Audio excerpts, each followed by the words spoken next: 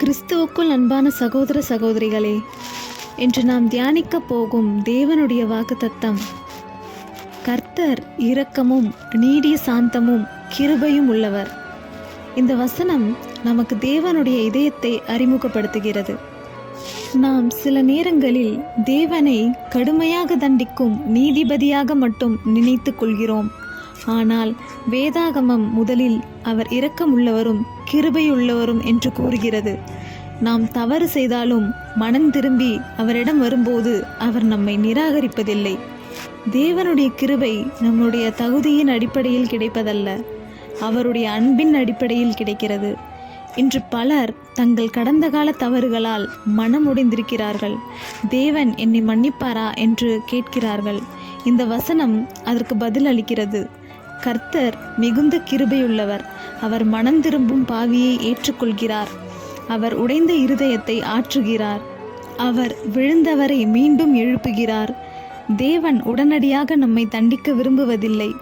அவர் நமக்கு மனம் திரும்புவதற்கான வாய்ப்பை தருகிறார். அது அவருடைய பொறுமையும் அன்பும் ஆகும்.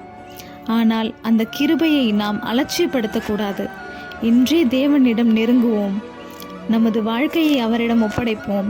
அவருடைய கிருபை நம்மை மாற்றும். அவருடைய இரக்கம் நம்மை புதுப்பிக்கும். அவருடைய அன்பு நமக்கு புதிய வாழ்க்கையை தரும். இன்று நீங்கள் எவ்வளவு தூரம் விலகி இருந்தாலும் தேவன் இன்னும் உங்களை அன்போடு அழைக்கிறார். அவருடைய கரங்கள் இன்னும் திறந்தே இருக்கின்றன. ஜெபம். அன்பின் பரலோக பிதாவே, இரக்கமும் கிருபையும் நிறைந்த தேவனே, உமக்கு நன்றி.